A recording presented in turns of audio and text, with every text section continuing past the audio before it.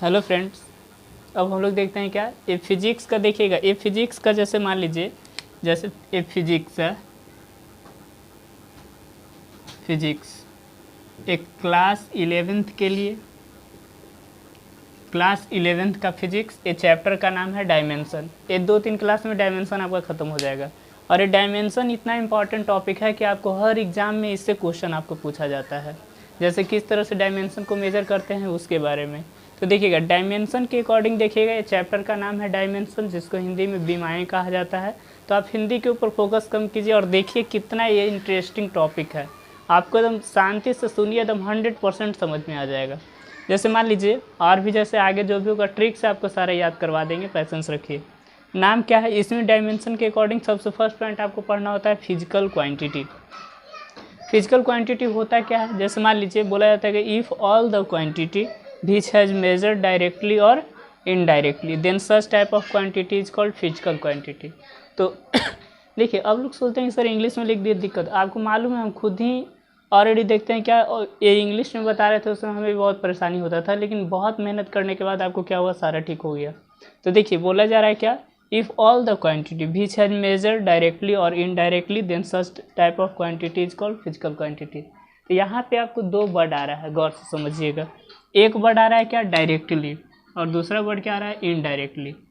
एक एग्जाम्पल लेकर समझाते हैं। देखिए जैसे मान लीजिए आप यहाँ पे खड़ा हैं और बगल से एक बाइक वाला गया, ठीक है, बाइक वाला काफ़ी स्पीड में आया और टकरा गया। तो आप मन में क्या बोलते हैं, साला बच गया, जो बहुत भाग गया, नहीं तो मर जाता तो ठीक रहता। मतलब आप क्या कर रहे हैं, उसके बाइक का स्पीड आप मेजर नहीं कर रहे हैं, तो लेकिन इमेजिन कर रहे हैं कि काफ़ी स्पीड में था और गिर जाता, मर जाता तो ठीक होता।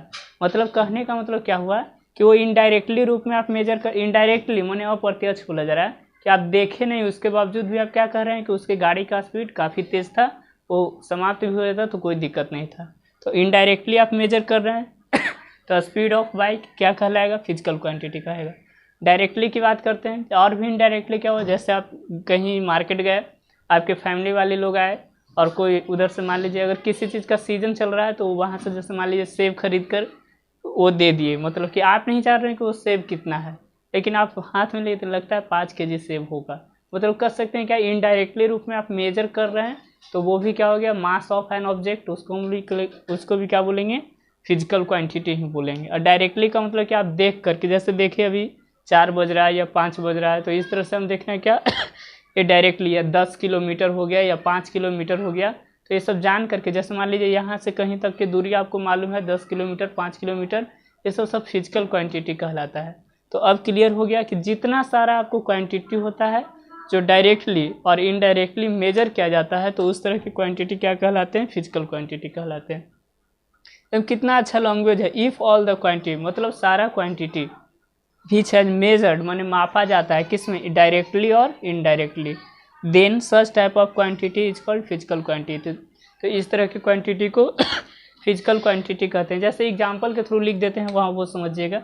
एग्जाम्पल फर्स्ट देखते हैं क्या, मास ऑफ एन ऑब्जेक्ट। देखते हैं क्या बोला जा रहा है कि मास ऑफ एन ऑब्जेक्ट माने किसी भी ऑब्जेक्ट का मास क्या कहलाएगा, फिजिकल क्वांटिटी कहलाएगा, ठीक है।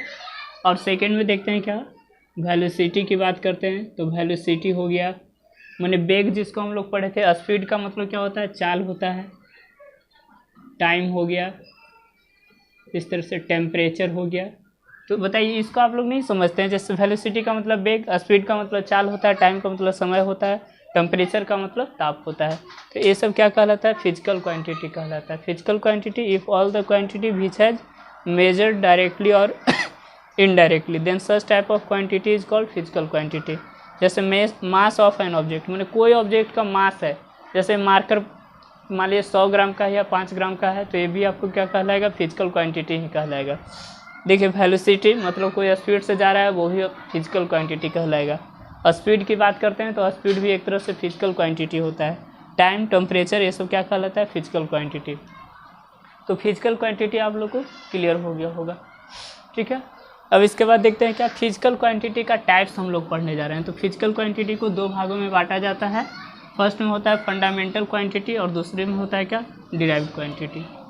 देखिएगा ये जो फिजिकल क्वांटिटी है तो फिजिकल क्वांटिटी को दो भागों में बांट करके हम लोग पढ़ते हैं, ठीक है। इसको कितने भागों में बांटते हैं? दो। एक होता है फंडामेंटल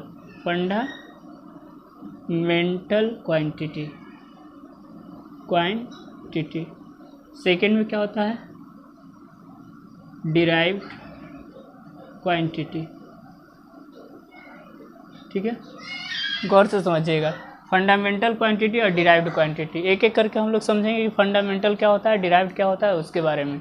तो अब समझ में आएगा फिजिकल क्वांटिटी को कितने भागों में बांटा जाता है? दो। एक फंडामेंटल क्वांटिटी और दूसरा होता है डिराइव्ड क्वांटिटी। जैसे इसको बोलते हैं क्या, चर राशि होता है, एक व्युत्पन्न राशि, आप लोग शायद पढ़े होंगे फिजिक्स में इस तरह से। तो इसी को कहा जाता है फंडामेंटल क्वांटिटी और डिराइव्ड क्वांटिटी। तब एक एक करके समझेंगे। आप लोग भी कॉपी में इसी तरह से पहले डिफिनेशन लिख लीजिएगा, एग्जाम्पल लिख लीजिएगा, उसके बाद इस तरह से साइन दे करके दो लिख लीजिएगा, फंडामेंटल क्वांटिटी और डिराइव्ड क्वांटिटी। तो अब हम लोग देखेंगे क्या होता है, फंडामेंटल के बारे में सीखते हैं, और लास्ट में आपको कुछ ट्रिक भी हम बताएंगे कि कैसे याद किया जाता है और किस तरह से हम लोग डायमेंशन फाइंड करते हैं। डायमेंशन चैप्टर का नाम है, किसी का डायमेंशन निकालने के लिए इसमें सिखाएंगे। तो सबसे फर्स्ट पॉइंट होता है, अब क्वांटिटी समझ लीजिए। अब इसके बाद देखिएगा, फंडामेंटल क्वांटिटी समझाते हैं एक एक करके, उसके बाद डिराइव्ड क्वांटिटी समझा देंगे, ठीक है। फर्स्ट में क्या सीखेंगे? Fundamental quantity. फर्स्ट में लिखेंगे क्या, इस तरह से, फंडामेंटल क्वांटिटी, ठीक है। सुनिए यहाँ पे फंडामेंटल क्वांटिटी क्या है, नाम है इसका, नाम फंडामेंटल। एक बात याद रखिएगा कि वैसा क्वांटिटी जो अपने आप के ऊपर डिपेंडेंट होगा, किसी दूसरे के ऊपर डिपेंडेंट नहीं होता है। मतलब जैसे देखिए मास है, तो मास किसी दूसरे के ऊपर डिपेंडेंट है नहीं ना। 10 kg है तो थोड़े ना किसी दूसरे के ऊपर, या 10 किलोमीटर हो गया, या तो देखते हैं 10 बज रहा है, टाइम हो गया, ये सब क्या होता है? फंडामेंटल होता है। तो इसको लिखिएगा कैसे, जैसे देख लीजिएगा, if all the quantity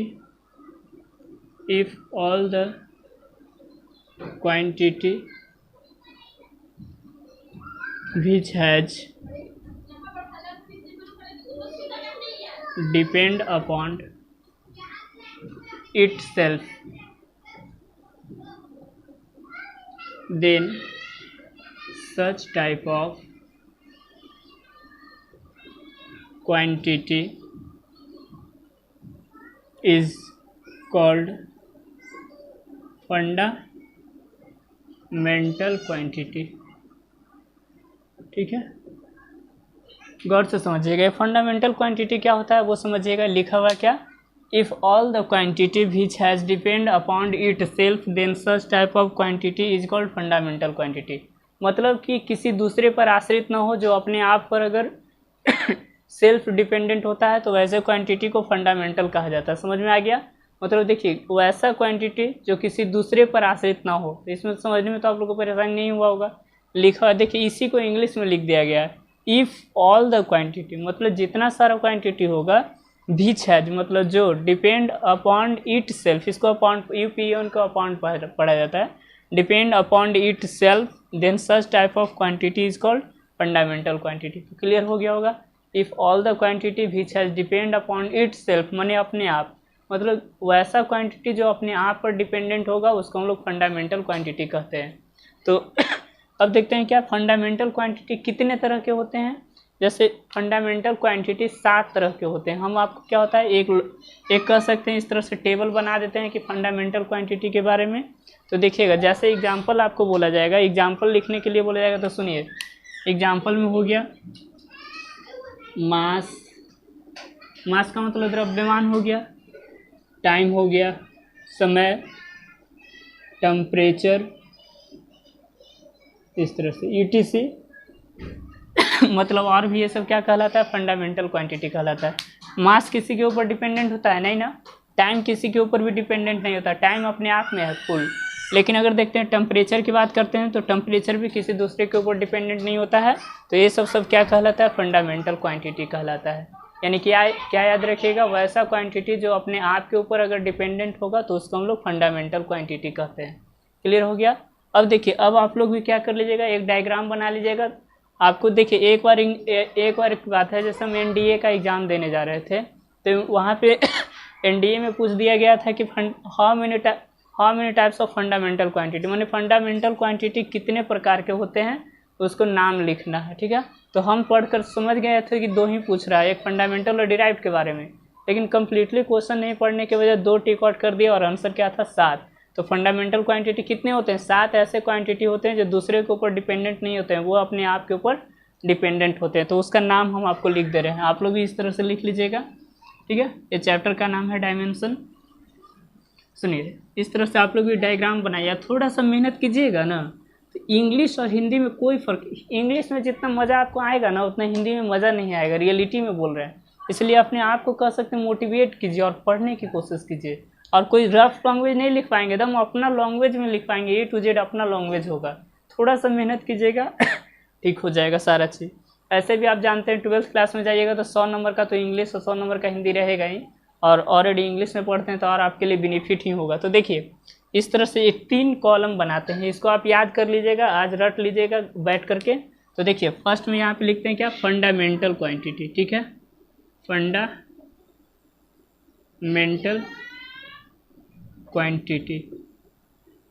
second वाला जो डायग्राम बनाइएगा उसका देखते हैं क्या होता है, जैसे इसका यूनिट होता है, एक तो फंडामेंटल क्वांटिटी हो गया, और सेकंड में इसकी बात करते हैं तो फंडामेंटल क्वांटिटी के बाद आपका पर्सनली क्या होता है, नेम ऑफ यूनिट। ठीक है, इसको लिख लीजिएगा क्या,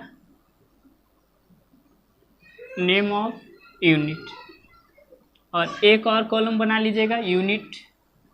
ठीक है, ये 3 कॉलम बना लीजिएगा। ठीक है, इस तरह से, और गौर से समझिए, ये फंडामेंटल क्वांटिटी और उसका नेम, यूनिट का नेम, और उसके बाद उसमें क्या करेंगे, यूनिट पूछेंगे। ये इंपॉर्टेंट है, एग्जाम में पूछता है, इसको VVI लगा करके सब लोग लिख लीजिएगा। ये VVI है, बहुत इंपॉर्टेंट सा आपको पोर्शन बताया जा रहा है, देखिएगा क्योंकि ये याद कर लीजिएगा तो आगे डायमेंशन का पूरा चैप्टर ही कंप्लीट हो जाएगा। ठीक है, कह सकते हैं ये बेसिक है आपका। तो फंडामेंटल क्वांटिटी में फर्स्ट में आप नाम लिखना चाहते हैं तो 7 को फंडामेंटल क्वांटिटी का नाम लिख दे रहे हैं। ठीक है, एक कॉलम। सेकेंड, पहले देखिए फर्स्ट में लिखिएगा मास, मास हो गया, मास का मतलब द्रव्यमान, मास, लेंथ, टाइम, इस तरह से डायग्राम बना लीजिएगा। टाइम के बाद आपको क्या होता है, टेम्परेचर, टेम्परेचर।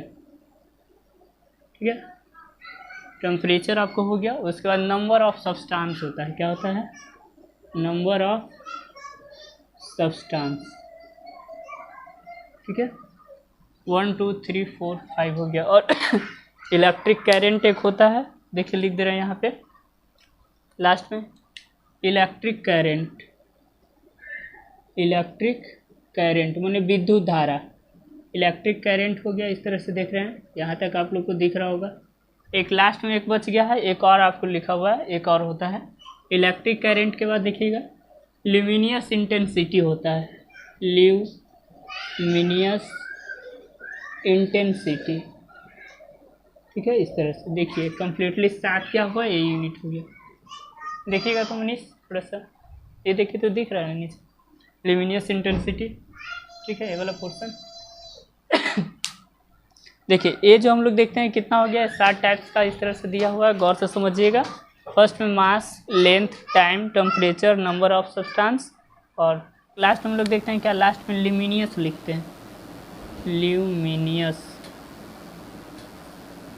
इंटेंसिटी। ठीक है, इस तरह से। तो गौर से समझिए, आज 7 फंडामेंटल क्वांटिटी समझा देंगे, उसके बाद आपको कहानी खत्म हो जाएगा। तो गौर से समझिए आपको कहना क्या चाहते थे।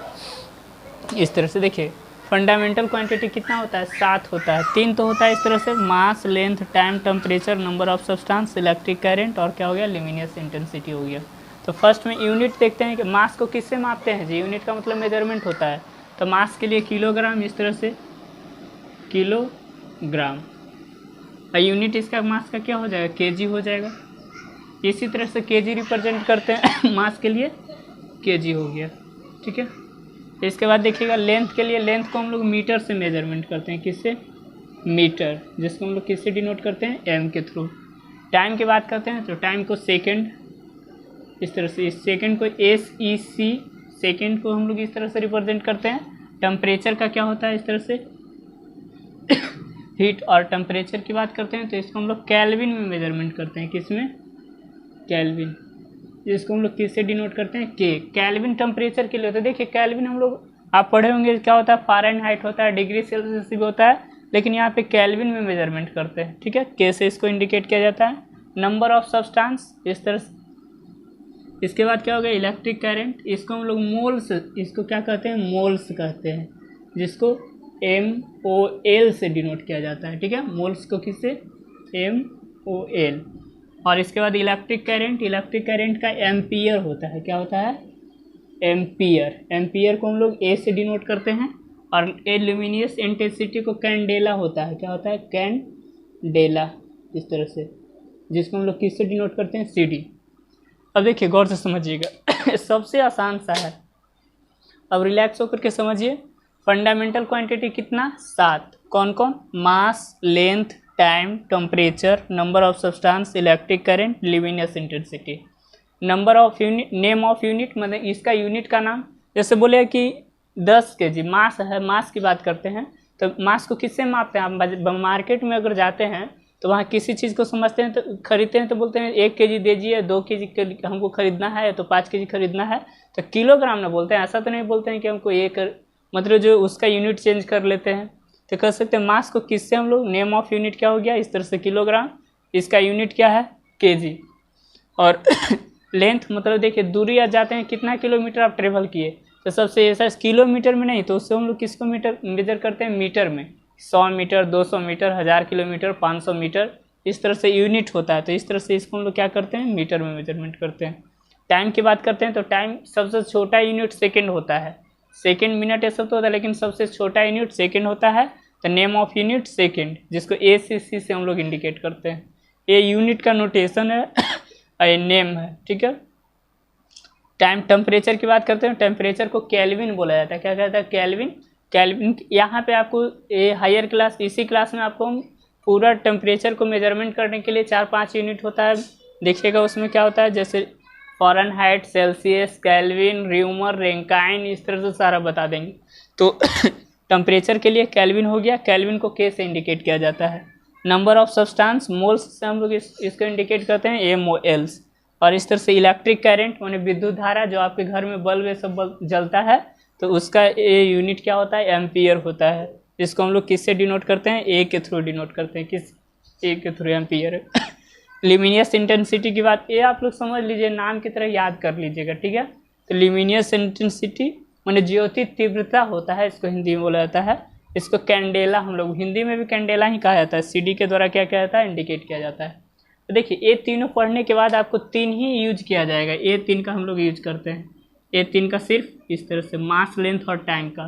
तो पढ़ने के लिए तो सब बता दिए, लेकिन याद कितना रखिएगा आप? सब एक कम्प्लीटली सब याद कर लीजिएगा। चूँकि आप किसी भी कंपटीशन सेक्टर में जाइएगा ना, तो डायरेक्ट पूछ देता है कि बताइए नंबर ऑफ सब्सटेंस का यूनिट क्या होता है, ल्यूमिनियस इंटेंसिटी का यूनिट क्या है, इसको ज्योति तीव्रता कहा जाता है हिंदी में। तो वो तो बात की बात है, छोड़िए। अब इस तरह से 7 समझ गए। याद कितना रखिएगा? 3, मारो, लाइन, टाइम से। ठीक है, MLT जिसको हम लोग बोलते हैं। डायमेंशन में 3 ही चीज़ याद करना है। क्या याद करना है? डायमेंशन के लिए आपको MLT, यानी क्या, इस तरह से देखिएगा, मास, M for mass, L for length, T for time. ये 3 चीज़ को याद रखना है। ठीक है, कैसे याद रखिएगा? मारो, लाइन, टाइम से। तो टाइम से लाइन मारना है, ऐसे नहीं मारना है। ठीक है, तो 3 चीज़ याद रखिएगा, मास, लेंथ, टाइम। मैंने डायमेंशन के लिए 3 ही यूज किया जाएगा, ये सब एक्स्ट्रा बता दिया गया जानकारी के लिए। तो 3 चीज़ याद रखिएगा, मास, लेंथ, टाइम। एक ट्रिक उसको क्या याद रखिएगा आप लोग जानते हैं, अगर बॉयज़ हो या गर्ल्स हो, वो दोनों एक दूसरे को इस तरह से इंटरेक्ट करते हैं। तो लड़का लोग भी लाइन मारते हैं, तो लड़के लोग भी लाइन मारते हैं। ठीक है, तो लेकिन आप लोग जो भी कीजिए तो टाइम से मारिए। ठीक है, तो क्या याद रखिएगा? मारो, लाइन, टाइम से। ठीक है, इस तरह से MLT। तो आपको जो भी होगा इसमें 3 ही हम लोग यूज करेंगे, मास, लेंथ और टाइम का। समझ में आ गया ना आप लोगों को? क्या याद रखना है? क्योंकि सबके ऊपर ये होता है, बॉयज़ लोग भी करते हैं तो गर्ल्स लोग भी ऐसे ही करते हैं, मारो, लाइन, टाइम से। ठीक है, 3 चीज़ याद रखिएगा, इसके बाद कहानी ख़त्म। अब आगे क्या, फंडामेंटल के बाद डिराइव्ड क्वांटिटी आपको बता देते हैं। ठीक है, उसके बाद आपको डायमेंशन निकालने के लिए सिखा देंगे, यूनिट सब सिखा देंगे, उसके बाद कहानी ख़त्म है चैप्टर का। अब इस तरह से देखिएगा, अब हम लोग देखते हैं फंडामेंटल पढ़ लिए, अब इसके बाद डिराइव्ड क्वांटिटी पढ़ते हैं। डिराइव्ड क्वांटिटी क्या होता है वो समझिएगा, आप लोग हेडिंग डालिएगा डिराइव्ड क्वांटिटी का इस तरह से। सेकंड में जो पढ़ना है डिराइव्ड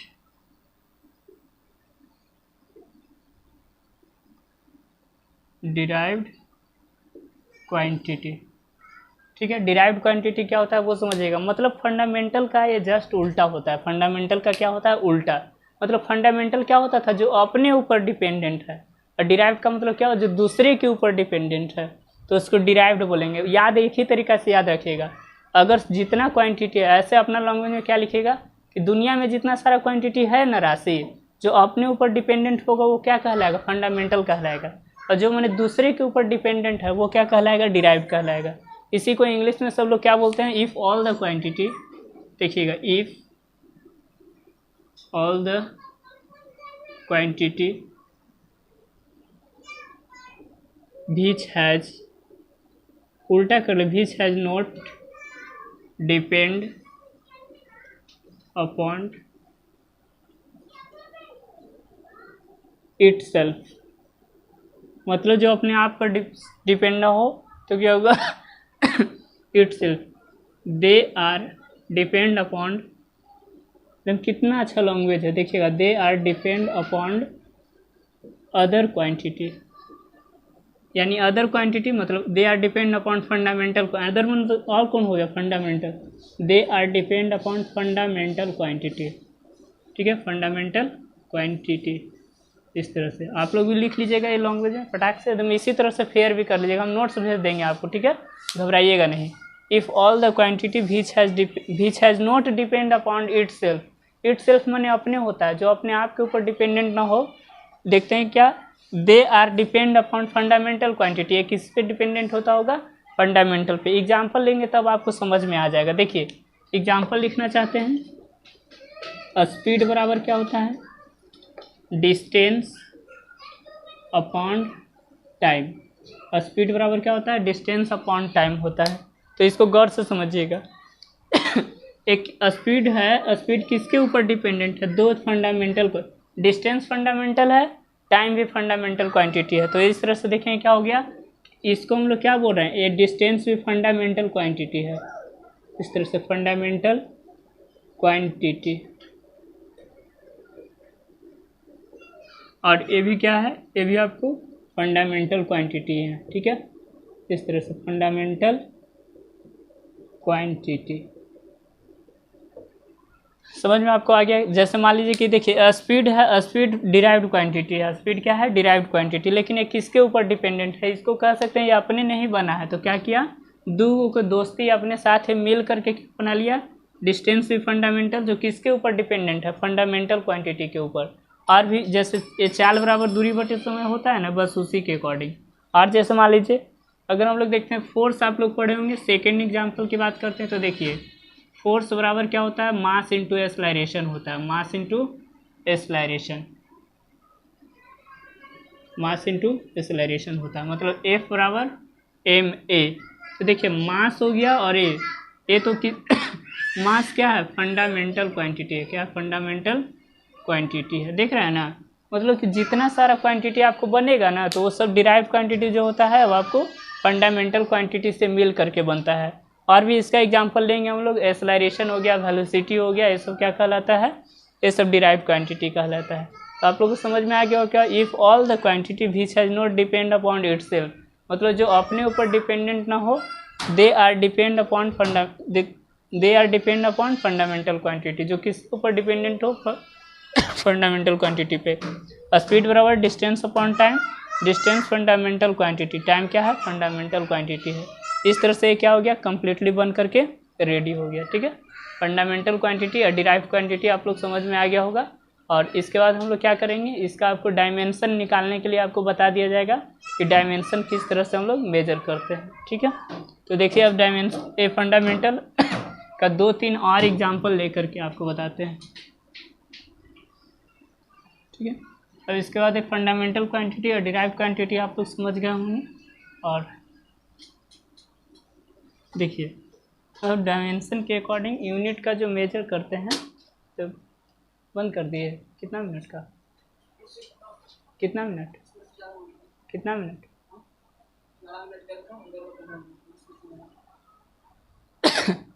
तो कुछ लास्ट में बोलना चाहिए ना, ऐसे ही थोड़े। तो स्टार्ट कीजिए। तो हम लोग क्या करते हैं, अब इसके बाद डायमेंशन का जो है ना, नेक्स्ट आप लोग क्लास कीजिएगा तो उसमें आपको बता दे रहे हैं। अब 2-4 क्लास कीजिए और इसी तरह से 2-3 बार इसको रिव्यू करके आप देखिए, आपको क्लियरिटी समझ में आएगा। और इंग्लिश से आपको भागिए नहीं, चूँकि इंग्लिश आपको कहीं नहीं छोड़ने वाला है, इस बात को ध्यान रखिएगा। बहुत सारे बच्चे घबराते हैं कि इंग्लिश में दिक्कत होता है, ऐसा कोई बात नहीं है। तो आप लोग क्या कीजिए, कम से कम बताते हैं उसको नोट करने की कोशिश कीजिए, और इसके बाद सारा आपको कंप्लीट हो जाएगा। ठीक है, तो ये डायमेंशन आप लोग समझ में आ गया होगा। अगले क्लास में आपको बता रहे हैं सबका यूनिट निकालने के लिए सिखा देंगे। जैसे मान लीजिए ये फोर्स का यूनिट कैसे, डायमेंशन कैसे निकालते हैं, एक्सेलरेशन का डायमेंशन कैसे निकाला जाता है, वेलोसिटी का डायमेंशन कैसे निकाला जाता है, ये सब। इसके बाद एक क्लास और लगेगा, ये डायमेंशन चैप्टर खत्म हो जाएगा। ठीक है, आज के लिए इतना ही। Best of luck to all of you. Thank you.